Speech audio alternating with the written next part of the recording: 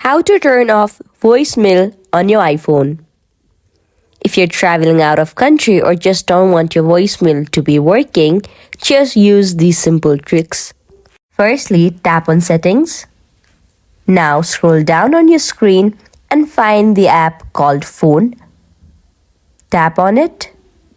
In this given options, which is right under Calls, tap on the option called Call Forwarding.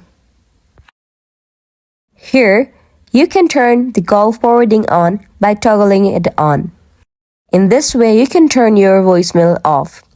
But wait, I also have another solution. Go to your keypad and tap #004#.